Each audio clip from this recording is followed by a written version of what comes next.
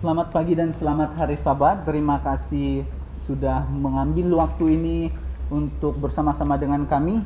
Saya Reynold Suming dan ini adalah saudari kita. Coba perkenalkan siapa nama itu tadi? Nama saya Nicole dari Gereja Goshen. Dan Nama saya Enos Hitler. Enos Hitler, oke. Jadi kita akan mulai untuk diskusi di bagian Cornerstone Connections pada Sabat yang ke-9 ini. Terima kasih sekali lagi untuk mereka yang mungkin baru saja mengambil waktu ini untuk bersama-sama dengan kita dalam siaran ini. Jadi pada hari ini kita akan membuka, kita punya Pelajaran. Pelajaran yang ke-9 yaitu Mari Lihat. Kenapa kah? Tidak kan? Ya ada tuh. Jadi itu selingan juga. Jadi sebelum kita masuk ini, mari lihat apa kita mau lihat. Jadi kita ambil masa dulu untuk berdoa. Kita minta kesediaan daripada saudari Nicole untuk buat kita berdoa. Oke, mari kita berdoa bersama. Bapa kami di surga, terima kasih atas pimpinan Bapa pada Sabat ini. Kami sekali lagi dapat bersama-sama mendiskusikan pelajaran Sekolah Sabat Connection pada Sabat ini. Dan terima kasih juga atas berkat media yang sudah Bapa berikan kepada kami. Dan biarlah Roh Kudus Bapa beserta dengan kami bertiga di sini sementara kami berdiskusi dan juga beserta dengan rakan-rakan kami yang berada berbakti di rumah ataupun di mana saja mereka berada pada saat ini. Terima kasih Bapa, semua ini kami berdoa dalam nama Yesus Juru Selamat kami. Amin. Amin. Terima kasih saudari Nicole sudah bersama-sama untuk membawa kita dalam doa. Jadi hari ini kita akan lihat satu judul, satu tajuk. Mari lihat, apa kalau dusun? Kano Intong. Kanau Intong. Kano Intong. Kanau Intong. Jadi kalau Dia Inggris, tidak tahu nih. kalau Inggris teacher, Come see. Come and see. Come and see. Oke, come and see. Iya. Kanau Intong. Jadi jauh lah ya. Kanau Intong. Tapi sebelum itu kita punya cerita Alkitab berkisar di Yohanes 1 dan komentari dia kita akan lihat dalam Kerinduan Segala Zaman bab ke-14. Jadi kalau kita mau lihat lebih dalam ini, kita harus melihat satu persatu daripada dia punya cerita hari ini. Jadi hari ini kita punya ayat kunci, kita akan lihat di Yohanes 1 ayat 45 dan 46. Jadi kepada mereka yang di rumah, sila buka Alkitab kita 1 Yohanes, maafkan saya, Yohanes 1. Yohanes 1 ayat 45 dan 46. Jadi saya akan bacakan ayat kunci dia. Oke. Saya akan bacakan ayat kuncinya, berbunyi demikian. Filipus bertemu dengan Nathanael dan berkata kepadanya, "Kami telah menemukan dia yang disebut oleh Musa dalam kitab Taurat dan oleh para nabi, yaitu Yesus, anak Yusuf dari Nazaret." 1 ayat 46 begini. Kata Nathanael kepadanya, "Mungkinkah sesuatu yang baik datang dari Nazaret?" Ya, jadi mesti kita lihat juga flashlight dia. Flashlight dia berbunyi begini.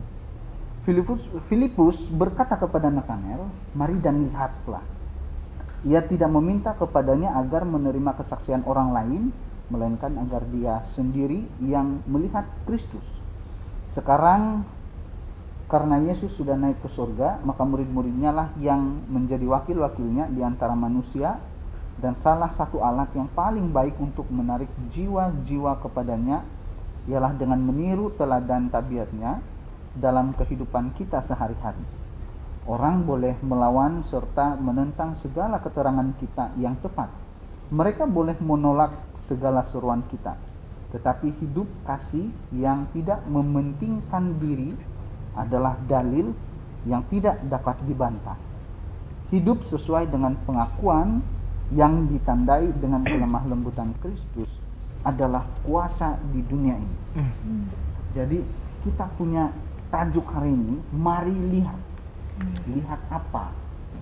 Coba mungkin saya punya panel hari ini, saudara Nicole dan juga saudara Enos ini, ada mungkin pandangan lain tentang kita punya tajuk, mari lihat. Pandangan lain.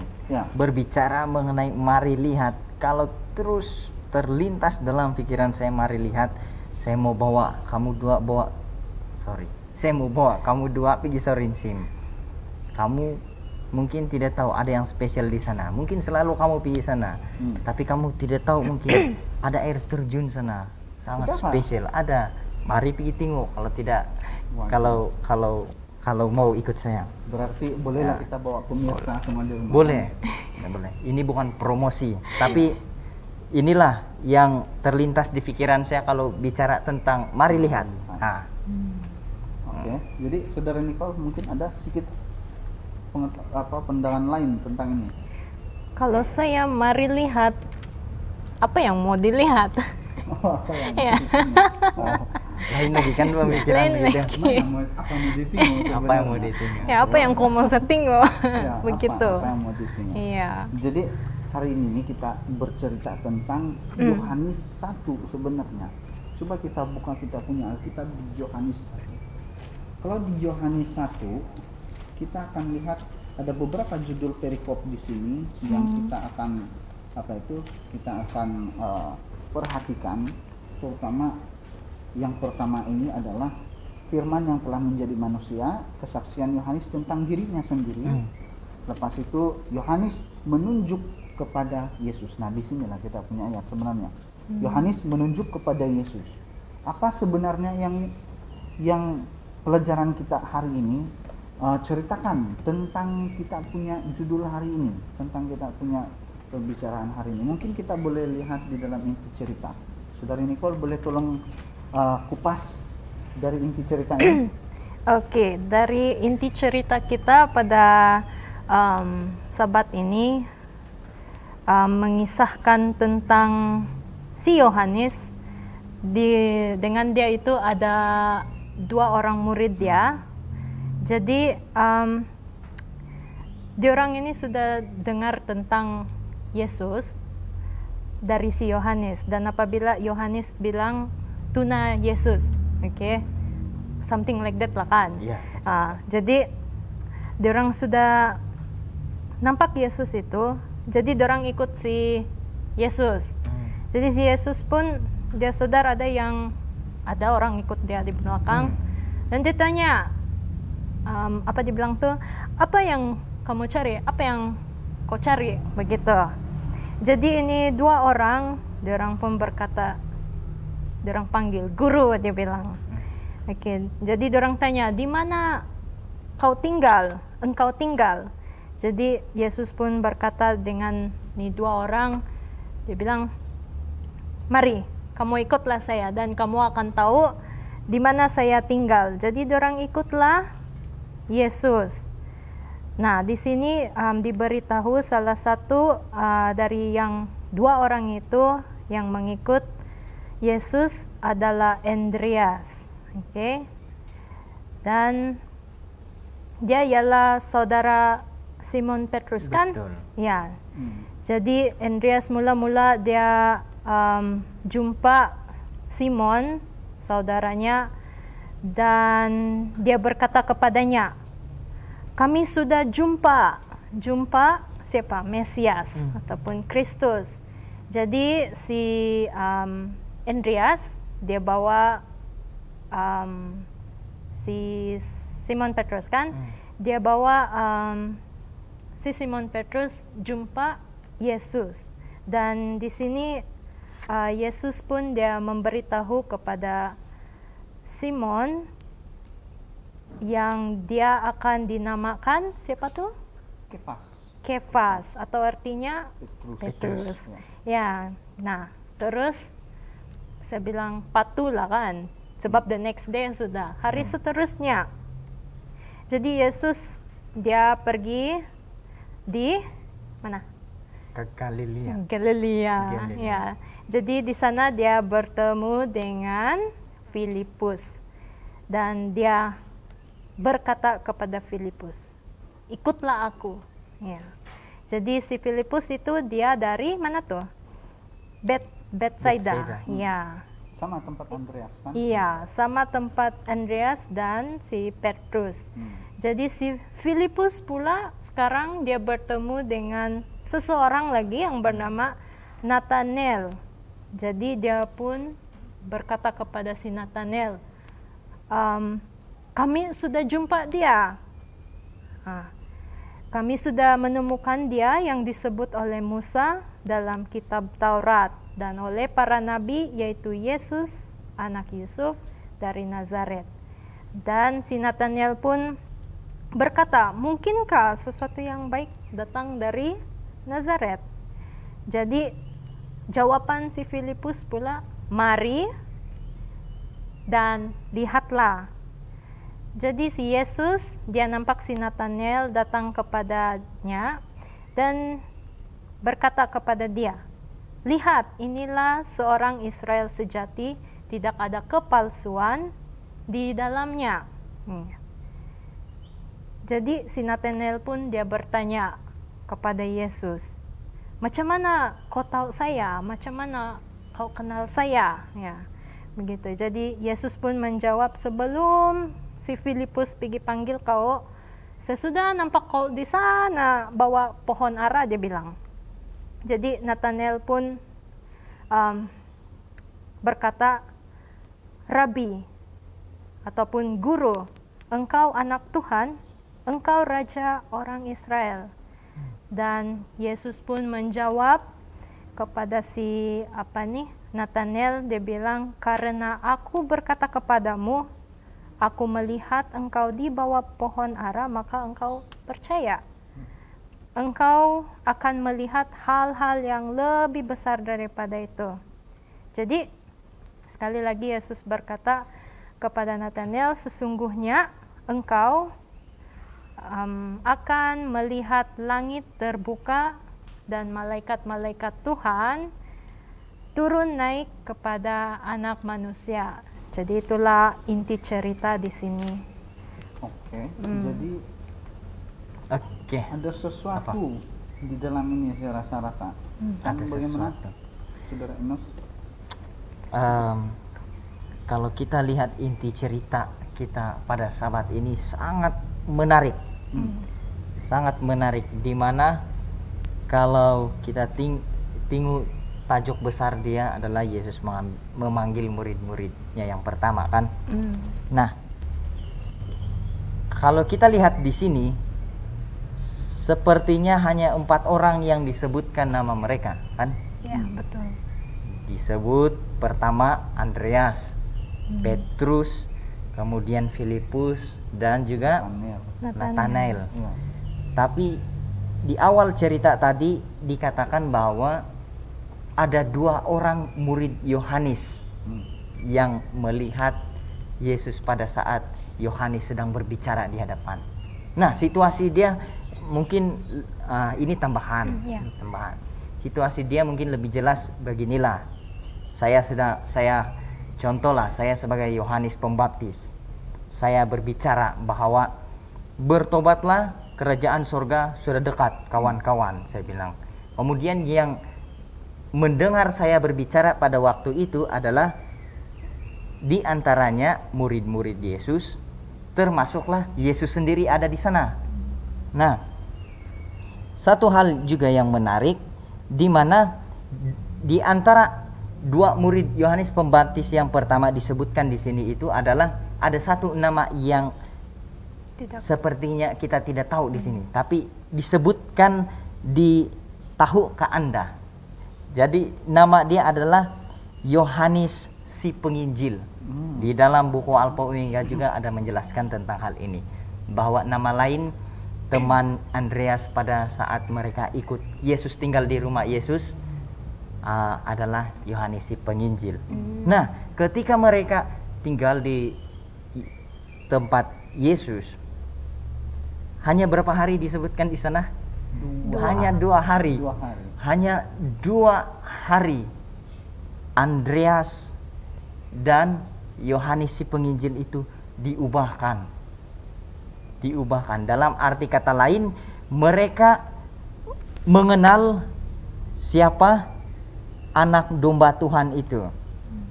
Andreas dan Yohanes adalah yang pertama menjadi pengikut Yesus. Kemudian Petrus, Filipus, dan Nathanael. Nah, jadi kemudian keesokan harinya Andreas dipanggil siapa tuh? Andreas dipanggil si Petrus. Aha. Jadi ceritanya sangat menarik kalau kita pelajari lebih dalam. Di mana Andreas dia sudah bertemu dengan Yesus dan dia bilang, dia panggil sama si Petrus, marilah, mari. Apa dia bilang? Kami telah menemukan Mesias. Mari ikut saya pergi jumpa Yesus, dia bilang. Kemudian setelah mereka jumpa, hal yang sama berlaku kepada Filipus. Ketika dia bilang, saya kenal Yesus, saya telah menemukan juru selamat, dia cakap hal yang sama kepada sahabat dia si Nathanael. Mari, saya sudah jumpa Yesus, mari ikut saya. Marilah kita pergi sama-sama tengok Yesus, dia bilang. Ketika Nathanael itu sedang di bawah pohon ara, yang lebih tepatnya Nathanael itu sedang berdoa. Apakah itu benar-benar Mesias? Dia bilang. Sebab ramai yang sudah mendengar cerita Yohanes Pembaptis tentang ada satu yang lebih tinggi dari saya, dia bilang, dia berkhotbah. Tapi Yohanes Pembaptis tidak kasih tahu bahwa siapa itu orang. Ketika murid-murid Yesus mengetahui bahwa itu adalah Yesus, mereka penasaran. Dan salah satunya adalah Nathanael. Lalu dia pergi di bawah pohon ara, dia berdoa. Dia meminta pengetahuan ilahi, apakah itu betul Yesus ataupun tidak. Ketika Filipus datang, mari, saya sudah jumpa Yesus, saya sudah jumpa Mesias. Terus tuh Nathanael tanpa ragu dengan doa dia, dengan percaya dia dengan doa dia, pergi tengok Yesus Kristus. Nah, inilah yang menarik, yang boleh kita telusuri dalam cerita ini, yang mungkin menjadi pengetahuan tambahan ya buat kita juga. Sangat bagus cerita di hari ini. Jadi kamu tahukah sesuatu dari kita punya pelajaran? Kalau dari The Seventh Day Adventist Bible Commentary dia bilang di sini, Andreas dan Yohanes mengikuti Yesus dalam kesadaran mereka bahwa mereka mengenal dia menjadi anak domba Tuhan. Dia di ayat ke-36. Betul. Yohanes 1 ayat 36. Dan Andreas dan Yohanes adalah yang pertama menjadi pengikut Yesus. Lepas itu menyusul adalah Nathanael dan Petrus. Kan, Nathanael dan Petrus. Filipus dan Nathanael ataupun yang disebut sebagai Bartolomeus mengikuti mereka. Jadi Nathanael adalah salah seorang yang paling kecil sebenarnya. Bartolomeus antara murid Yesus kan tuh. Yeah. Dia disebutkan di dalam kita punya komentar ini bahwa dia yang paling kecil tapi dia yang paling taat dan dia yang paling hati besar. Jadi kecil tapi hati besar.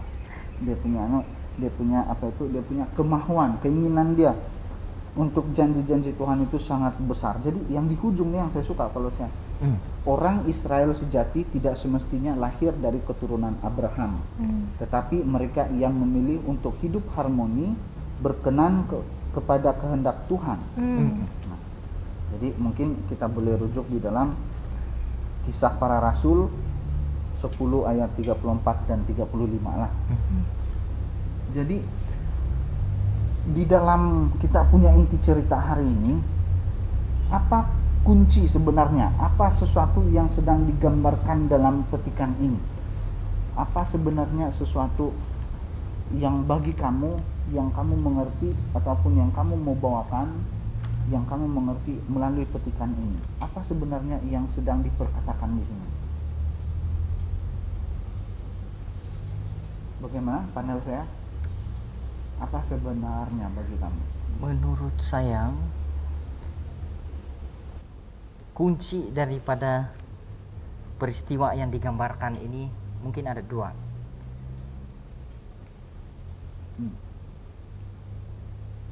Mencari dan ditemukan.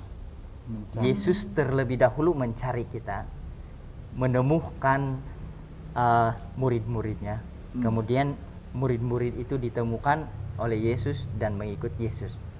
Berarti di sini adanya kata kunci Yesus terlebih dahulu mencari murid-muridnya. Kan? Mungkin kita boleh kaitkan dengan sama seperti cerita Zakheus ini, di mana Zakheus statusnya adalah divine initiative, yang mana Yesus terlebih dahulu mencari Zakheus sebelum Zakheus itu berusaha mencari Yesus. Kan dia berusaha kan naik pokok itu sebab dia pendek. Nah, sama juga dengan murid-murid Yesus. Dan murid-murid Yesus ini ketika mereka penasaran nih. Apa kayak penasaran dalam bahasa? Rasa ingin tahu. Rasa curiosity. Oke. Itu. Iya. Saya balik-balik begini. Silat lidah saya. Karena rasa ingin tahu yang tinggi mereka dan rasa kagum yang tinggi, sebab orang sudah dengar bahwa Yohanes itu ternyata hanyalah pembuka jalan bagi yang seseorang akan datang lebih tinggi, dia bilang. Jadi mereka rasa kagum, siapa yang lebih tinggi dari Yohanes Pembaptis ini, dia bilang kan. Jadi ketika mereka tahu itu adalah Yesus Sang Mesias, jadi rasa ingin tahu mereka itu lebih tinggi. Jadi di sana terjadinya bahwa Yesus sudah terlebih dahulu mencari mereka. Dan akhirnya mereka membuntuti Yesus dan mengenal. Akhirnya derang cakap, saya sudah mengenal Mesias. Mari ikut saya. Mari kita tengok sama-sama siapa Yesus. Itulah mungkin kata kunci yang boleh saya kongsi. Jadi Saudara Nicole, bagaimana? Macam mana nih? Ada sesuatu yang kau jumpa di dalam ini cerita, yang sesuatu yang mungkin tersirat bagi kau? Sama juga macam Saudara Enos tadi. Ya, dan mungkin tambahan lah. Ya. Jadi kita sudah bertemu dengan Yesus. Tuhan sudah jumpa kita. Jadi sekarang seterusnya kita punya cabaran pula. Cabaran mau bawa orang lain pula kepada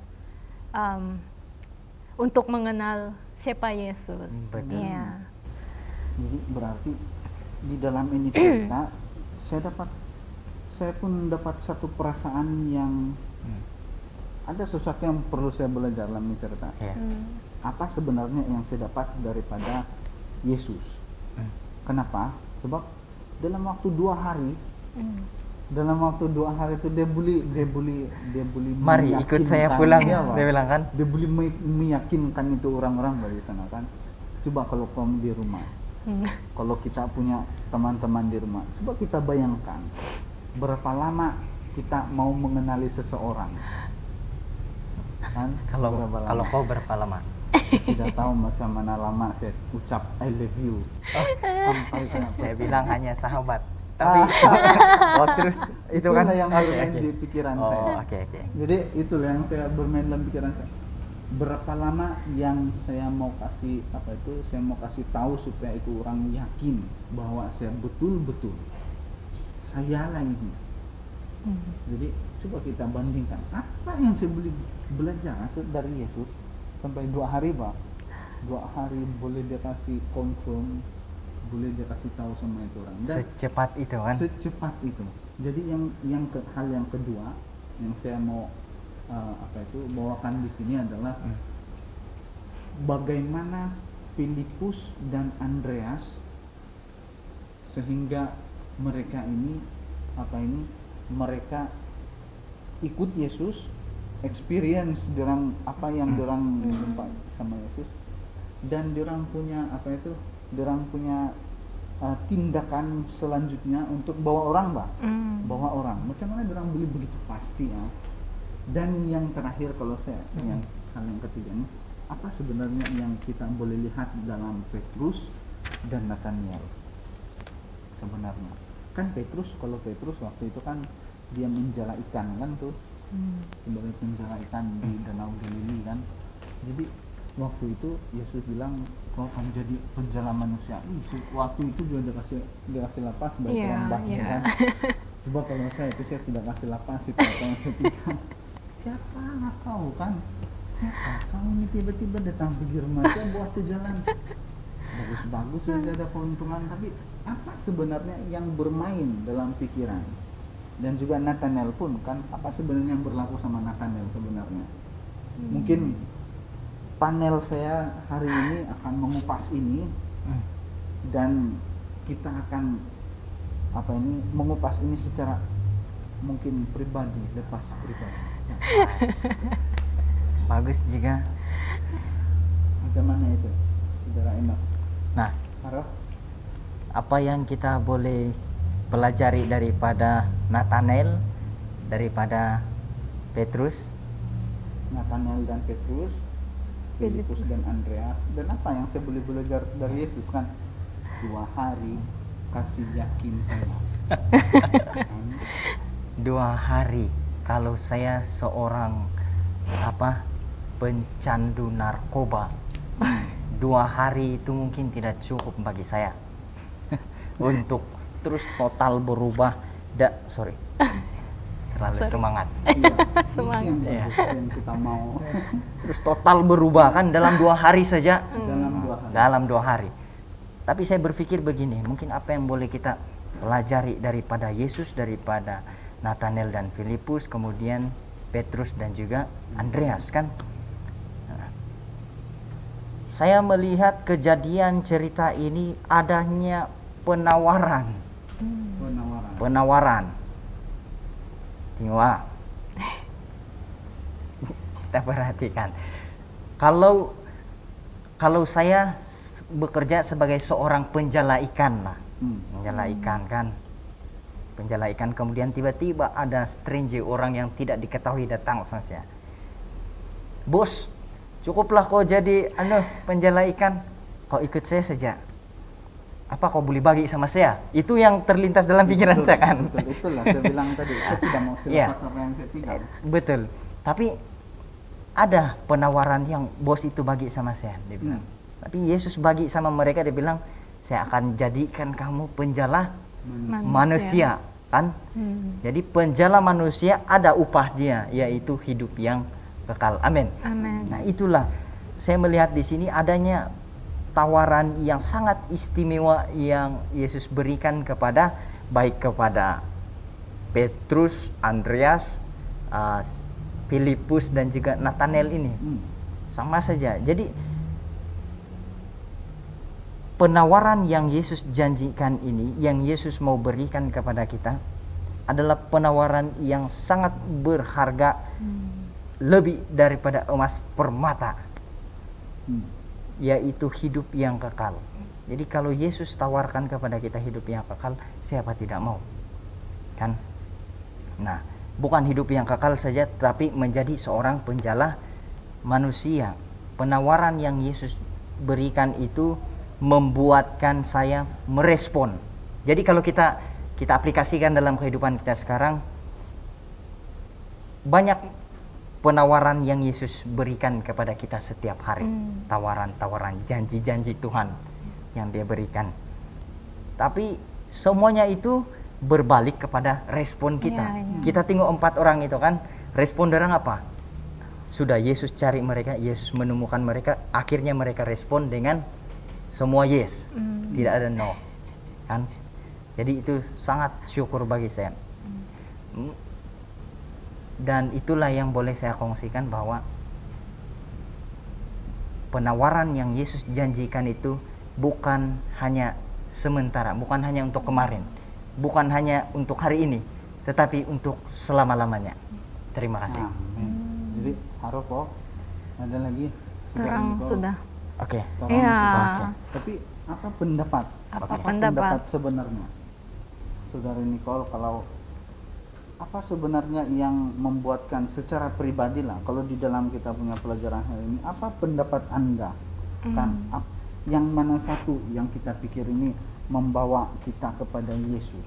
Apa sebenarnya di antara di sinilah apa sebenarnya secara pribadi kalau apa suatu situasi atau apa satu perkara yang boleh bawa kau sama Yesus? Kalau saya antara semua yang ada di dalam list apa pendapat Anda itu, yang saya boleh nampak di sini ialah melalui kesaksian yang kedua itu. Dia bilang melalui kesaksian hidup yang penuh kegembiraan dan kepuasan oleh seorang pengikut Yesus. Jadi kalau ditengok dari inti cerita pun merupakan suatu kesaksian juga. Dan kalau saya ini suka dengar kesaksian yang betul lah. Ya, jadi apabila saya dengar kesaksian orang itu kan macam ada itu wow begitu. Begitu pula Tuhan boleh buat dalam kehidupan diorang. Jadi secara saya pun ada niat dalam hati itu yang saya pun mau experience macam diorang begitu kan. Begitulah, bukankah begitu? Yang dari saudari Nicole tadi, saya dapat 2 poin dari dalam ceritanya. Apakah itu? Poin yang pertama kan dia macam ajakan, ajakan supaya saya datang untuk merasakan sendiri. Datang untuk merasakan sendiri, untuk untuk experience apa yang sebenarnya, apa yang tentang Yesus ini kan, factor. Jadi apa sebenarnya yang ada sama Yesus kan. Yang kedua inilah yang saya bilang, ketika kita ketika kita sudah di dalam dan kita merasakan macam mana sebenarnya jalan sama Yesus, jadi kita punya tindakan selanjutnya. Apa kita punya tindakan selanjutnya? Apakah yang saya simpan? Adakah mau simpan untuk diri kita sendiri saja, ataupun adakah kita mau share itu dengan orang lain? Begitu. Itulah poin yang kedua saya. Kalau saya sudah rasa macam mana jalan saya sama Yesus, saya yakin kita sama-sama ada banyak experience. Tapi apakah itu experience itu nanti saya akan simpan bekulak sama saya ataupun saya mau kasih kembang lagi experience saya sama orang. Saya mau bawa orang tengok apa yang saya pernah rasakan. Itu saya rasa bukan kesombongan gitu kan, begitu. Bukan kesombongan, tapi macam mana mau kasih tahu macam yang itu adalah tindakan kasih Bang. Saya tidak mau saya kerjakan. Sama seperti dalam cerita inilah kan. Si Andreas bawa, mari sini, saya sudah jumpa dia, saya sudah jumpa Yesus, macam itulah kan. Itulah ketika kita minta ketika kita bilang Tuhan, betulkah ini? Betulkah ini? Macam Nathaniel juga tadi kan, kalau di dalam ini buku kan tadi kalau baca itu kan macam ada sesuatu yang masih meragukan dia kan. Sesuatu yang dia tanya, betul itu, dia itu. Bagi saya petunjuk, dia bilang. Bagi saya petunjuk. Jadi misalnya tiba-tiba kalau kita minta sama Tuhan betul-betul, maka sesuatu hal yang luar biasa berlaku. Unexpected. Pun ada tergerak. Betul. Saya ada tambahan. Boleh?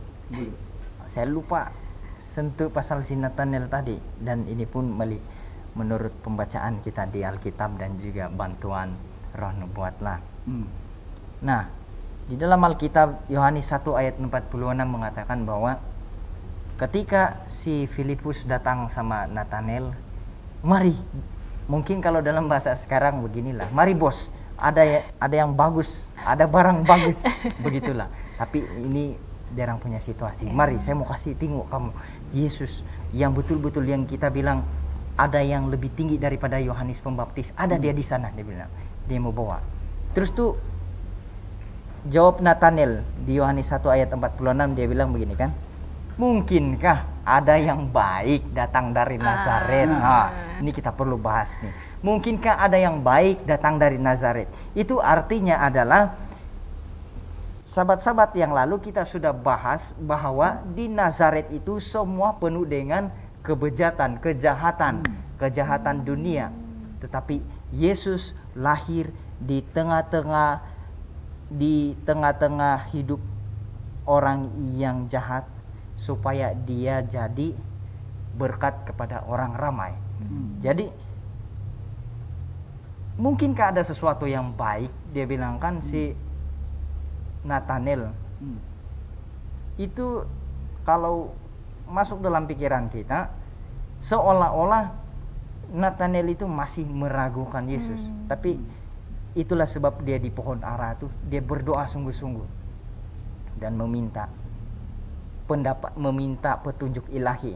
Dan di ayat Kerinduan Segala Zaman jilid yang kelima halaman 138 mengatakan bahwa Roh Ilahilah yang telah bersaksi kepada Nathanael ketika ia berdoa sendirian di bawah pohon ara itu. Berarti something happened. Roh Kudus, Roh Ilahi yang bekerja melalui keraguan Nathanael itu sehingga dia tidak ragu lagi sama Yesus. Betul. Inilah yang saya bilang something happened that day. Something happened that day. Jadi suatu yang luar biasa terjadi di sini. Kan, suatu yang luar biasa terjadi. Ketika kita tanam itu satu perasaan bahwa saya mau mengenal Yesus, maka Yesus akan memberi kita satu jawaban yang bukan kita tanya saja, Pak. Kita tanya, Tuhan bagi kita jawaban B, C. Betul. Semua. Begitu betul. Saudara ini jadi ngomong tambah. Oke juga. Dari pelajaran kita. Jadi di bagian ini apa sebenarnya yang secara pribadi kita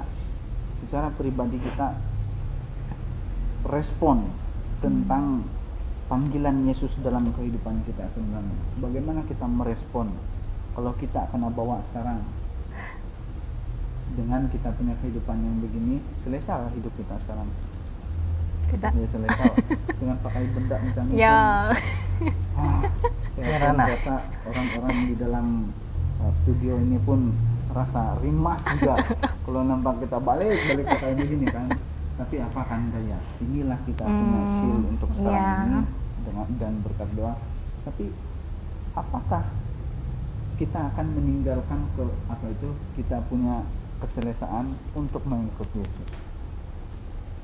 Ada komentar dari Nicole? Nicole. Kalau tersasul dia bilang dia suruh saya dulu mungkin tuh jawab. Boleh juga. Boleh kan? Boleh. Ada berbicara mengenai apa kita punya respon kalau Tuhan panggil kita macam itu lah bahkan lebih kurang.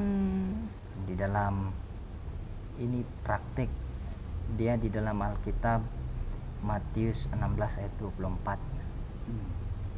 Kalau kamu mau ikut saya, kamu harus menyangkal diri, memikul salib, dan ikut Yesus. Jadi ketiga hal ini sudah tergolonglah yang kita cakap harus kita meninggalkan keselesaan dunia. Jadi apa saja ini termasuk dalam penyangkalan diri lah. Apa saja yang melanggar daripada apa yang Tuhan katakan, kita harus tinggalkan itu. Dan kita harus pikul salib. Artinya adalah apa saja penderitaan yang Yesus lakukan pada saat dia di dunia ini, dan itu harus kita ikut juga, bahkan sampai mati. Itulah Paulus cakap, mati itu adalah keuntungan bagi saya, dia bilang kan. Dan Yesaya bilang, ini saya, utuslah saya Tuhan. Yang seharusnya itu menjadi respon kepada kita dan kepada siapa juga yang mendengarkan hari pelajaran ini di hari Sabat ini, ataupun di hari lain. Nah, dan yang ketiga, kalau kamu mengasihi saya, turutilah perintah-perintah yang Tuhan berikan kepada kita. Memang tidak lepas daripada kita perbuatan dosa setiap hari. Tapi daging kita memang lemah. Tapi kita perlu datang kepada Tuhan setiap hari, berdoa, merenungkan firman-Nya pagi dan petang supaya kita mendapat kekuatan rohani, baptisan Roh Kudus untuk mengalahkan dosa-dosa ataupun mengalahkan godaan-godaan dunia di saat ini. Mungkin itu boleh membantu kita. Secara praktek lah. Secara teori dan kita boleh praktek. Kalau dari Cica, dari Nicole macam mana? Ngam sudah tuh tadi saudara Enos cakap, dan saya pula macam semua cakap yang di sebaliknya itu. Oke, dimana ya kita punya daging ini lemah, tapi sebenarnya kita punya spirit itu sebenarnya mau ikut, tapi itulah susah kita mau kasih lepas apa yang keselesaan sementara kita di sini nih, ya itulah masalah Itu kita ini memang manusia. sangat sulit. Tapi apa yang diperkatakan tadi itulah kebenarannya. Amin. Kadang kita boleh kita setuju, walaupun kita setuju itu, tapi kalau kita tengok secara kehidupan kita sekarang ini memang agak mustahil. Tapi kalau kita berusaha mencari Tuhan, kita pasti boleh cari Tuhan Dia. akan memampukan Yes, kita. ada aja cara tuh. Ada sejak Ya, ada sejak. Iya. Iya. Maksud saya yang tidak yang Tuhan tutup jalan, Mbak, sebenarnya. Ya. Tuhan selalu buka sebenarnya. Nggak Kita ini yang apa? kita ini. Macam yang apa itu? Ada juga, Mbak, orang yang minta sama Tuhan, tapi ada perbuatan. Iya. Tuhan macam mana lagi? Saya mau lulus, Tapi tidak after praying kan 30 minutes after praying. Tiada Apa dibikin? tiada tindakan. Iya, tidak tindakan kan. Jadi itu saya rasa blocking juga kan. Kita mengenal jalan Tuhan sebenarnya dalam hidup Iya. kita. Jadi saya boleh dapatkan dari cerita kita hari ini bahwa ini sebenarnya satu ajakan untuk kita sebenarnya. Dan ketika kita sudah terima ataupun kita mengalami sendiri apa yang kita mau orang lain alami, apa sebenarnya yang kita tunjukkan. Kan coba kita punya tajuk. Bahasa nih di belakang kita nih. Mari lihat. Jadi kalau nanti saya sudah mengalami saya sudah mengalami situasi di mana saya ikut Yesus, and then saya sudah terapkan dalam kehidupan saya, yaitu yang kita bilang teori-teori kekristenan. Jadi nanti kalau saya bercakap sama orang, ini yang saya bilang Mari lihat. juga, ya mari lihat pikul salib Tuhan kan bro. Pikul salib Tuhan. Apa yang? Matius 16 ayat 24 katakan pikul salib. Nah ini yang saya bilang itu, siapa yang kita mau kasih lihat dalam diri kita sebenarnya, kan siapa yang kita mau lihat dalam diri kita sebenarnya. Jadi anak-anak remaja yang di rumah hari ini, siapa mulai dari hari ini kita akan menutup rangkaian satu minggu kita yang di belakang, dan kita akan buka satu rangkaian minggu yang baru. Jadi untuk kita yang di rumah, siapa nanti yang kita kasih lihat ada dalam diri kita masing-masing. Apakah masih saya punya kepribadian, saya punya egois, saya punya kesombongan sebagai orang-orang yang mungkin bebas lah kan, mungkin bebas kepada dunia, ataupun walau apapun situasi saya, walau sakit kah, walau saya sedang dalam titik poin yang paling rendah kah, apakah saya mampu tersenyum kan, mampu melihat, mampu memanggil Yesus, Tuhan ini saya, apakah kita masih mampu memuji Tuhan dalam situasi kita yang paling rendah ataupun tidak, ya kan? Jadi itulah aplikasi yang saya boleh dapatkan daripada mari lihat kano mentong. Kan kalau dusun itu, orang dusun punya cara cakap tuh. mari tengok Ya. kan kalau kita sabahan. Jadi itulah saya punya aplikasi yang saya boleh bawakan dalam kehidupan saya. Mungkin ada aplikasi ataupun kesaksian lain mungkin dari saudari Nicole tentang kita punya seluruh rangkaian kita punya pelajaran ke-9 ini. Silakan.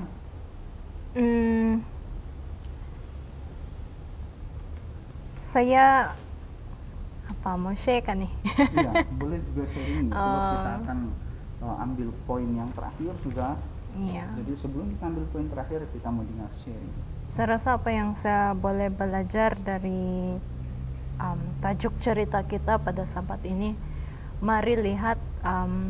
Saya ingat pengalaman saya tahun lalu, oke, panjang kan tuh cuti PKP itu sangat panjang. Tapi ternyata saya sadar dalam masa-masa itu lebih banyak masa yang saya buang masa actually. Kan pada time itu kita mempunyai banyak masa dengan diri kita sendiri.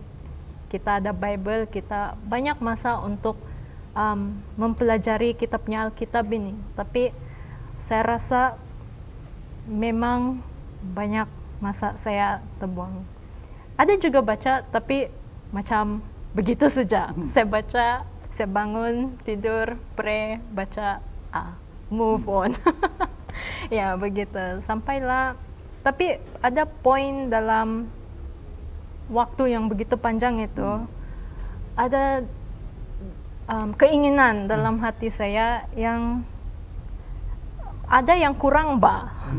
Saya pun mula-mula tidak tahu apa yang kurang, sampailah saya sadar apa yang kurang itu sebenarnya dalam kerohanian saya. Dan saya mau macam mau belajar Bible, Mbak. Tapi Anda tahu saya tidak dapat share dengan sesiapa pada waktu itu. Mentang-mentang lah PKP kan, terus diri pun tertutup, ter-PKP juga. Iya. Jadi sampailah suatu saat ada kawan saya call, atau saya yang call dia, saya lupa, tapi kami bercalling lah time itu. Dan dia tiba-tiba sebut, sebenarnya saya mau invite kau nih. Invite apa dalam hati saya? Saya mau invite kau Bible study. Jadi dia tidak di Sabala, dia di tempat lain sekarang. Dan pada waktu saya dengar itu, saya sangat yang terharu. Bukan lagi wow, tapi terharu. Nasib kau jumpa saya. Oke. Dan saya sangat macam saya bilang terharu. Jadi saya kasih tahu dia, wow, saya bilang tuh wow factor tuh sana sudah kan wow. Baru sana. Itu kedua pula. Jadi wow, saya bilang pernah saya memang mau ada seseorang untuk bawa saya Bible study. Dan saya tidak sangka yang kawan saya yang ini nih dia mau invite saya. Dan dari point of view dia pula, dia pun ada keinginan lama sudah, mungkin ada beberapa bulan lah begitu. Dia pun mau invite saya, tapi dia tidak pernah sebut itu dengan saya sampailah pada waktu itu. Jadi di sini macam kita cakap tadi, ada saja cara Tuhan. Dia akan kalau bagi saya, kalau kita betul-betul ada keinginan itu di dalam hati, kita akan jumpa apa yang kita mau. Jadi macam yang dalam Yeremia 29 ayat 13 lah, bila kamu mencari aku, kamu akan menemukan aku, dia bilang. Ya, jadi hati-hatilah kalau kamu ada warning yang menggembirakan itu, saya bilang. Jadi kalau kamu ada keinginan dalam hati itu mau kenal Yesus lebih dalam lagi, atau mau belajar lagi ini Alkitab kita, semestinya pastinya Tuhan akan buat jalan untuk itu. Iya. Wih, panjang loh sharing. Terima kasih. Sebenarnya sangat terberkati.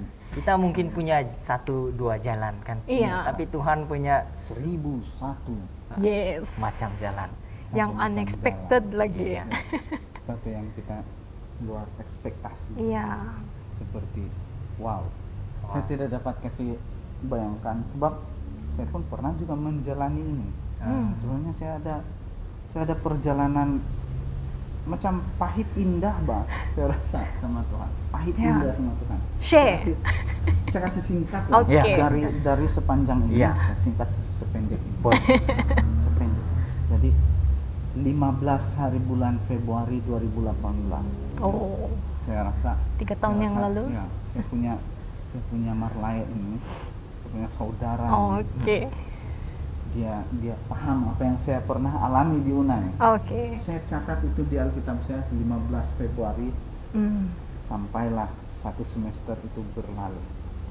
Mulai dari sana saya sadar bahwa saya minta Tuhan kasih panjang sedikit pelayanan saya. Tuhan, kalau bolehlah tolong saya supaya saya dapat pergi di ekstensif kami 3 bulan kan tuh. Oh, 3 oke. bulan. Aha. Saya bilang Tuhan kasihlah saya 1 bulan saja ekstensif pun tidak apa. Sampai saya pernah rasa yang the lowest point macam tu, the lowest macam yang saya tidak dapat bertahan kalau saya punya tenaga, Bang. Saya bilang Tuhan bagi saya 1 bulan. Tuhan tidak bagi saya 1 bulan. Waktu itu berat badan saya 57 lagi. Aduh. 57 kilo daripada 69 kilo. Wow. Saya susut banyak, saya makan tilip-tilibon pada ribut, tapi Tuhan bukan bagi saya 1 bulan saja. Dia bagi saya ekstra kilo. Mungkin itu saya punya mungkin ada lain dari saya, tapi saya dapat rasakan berkat Tuhan itu sangat luar biasa. Amin. Jadi di mana-mana saya berkhotbah ataupun saya bagi pelajaran atau bagi perkongsian, saya pasti akan merasakan hal ini. Betul. Saya bilang saya tidak mau saya seorang dia rasa kebaikan Tuhan. Semua orang lain pun rasa. Tapi itulah daging lemah. Yes. Dan ada satu dua perkara yang mungkin dalam kehidupan kita terlalai. Betul. Jadi mungkin sebelum kita pergi di ayat yang harus kita tekankan pada minggu ini, Saudara Enos ada mau menyampaikan sebagai kesimpulan kita? Apa yang saya dapat daripada pelajaran mari lihat. Jadi saya hanya apa saja nih mau tangkap kesaksian dari kamu dua saja. Saya kan power kan kesaksian. senang kita mau share apa yang dialami oleh kawan-kawan kita nih kan. Jadi Tuhan menggunakan kawan Nicole untuk menyerukan ini. Dia bilang mari lihat Yesus melalui Bible, melalui pembelajaran Alkitab. Itu yang saya dapat daripada cerita Nicole. Dan Tuhan menggunakan cara yang berbeda untuk membantu kawan saya, memberikan dia satu kesaksian yang sangat luar biasa. Dia benar sakit, susut badan berapa kilo? 12 kilo. Waduh, 12 kilo hanya dalam beberapa bulan itu. Tapi oleh karena berkat Tuhan sekarang berapa kilo? Itu 3 tahun yang lalu. Iya, dengan kesimpulan bahwa Tuhan menggunakan dia untuk bersaksi. Mari lihat kepada kita semua. Dan sayalah yang merespon kesaksian mereka. Jadi itulah kesimpulan yang boleh saya kongsikan kepada kita. Mungkin yang di rumah juga dapat hal yang sama. Terima kasih. Puji Tuhan, terima kasih. Jadi kita akan membaca ayat penekanan kita sebenarnya pada saat ini. Yang pertama saya akan bacakan dan kita akan pusing-pusing ini membaca. Oke. Jadi selepas saya, Saudara Enos, Saudara Enos, Saudari Nicole dan saya, dan kita pusing siapa yang terakhir. Sudah ya. saya pasti jangan menghabiskan. Jadi saya mulai yang pertama. Kawan-kawan di rumah baca di dalam Amsal 8 ayat 17, aku mengasihi orang yang mengasihi aku, dan orang yang tekun mencari aku akan mendapatkan daku. Amen. Markus 3 ayat 14-15, ia menetapkan 12 orang untuk menyertai dia dan untuk diutusnya memberitakan Injil dan diberinya kuasa untuk mengusir setan. Dalam Matius 11 ayat 28 sampai 30, marilah kepadaku semua yang letih lesu dan berbeban berat, aku akan memberikan kelegaan kepadamu. Pikulah kuk yang kupasang dan belajarlah padaku, karena aku lemah lembut dan rendah hati, dan jiwamu akan mendapat ketenangan. Sebab kuk yang kupasang itu enak dan bebanku pun ringan. Amin. Iya. Dalam Yohanes 6 ayat 37 dan 38, semua yang diberikan Bapa kepadaku akan datang kepadaku, dan barang siapa datang kepadaku, ia tidak akan kubuang.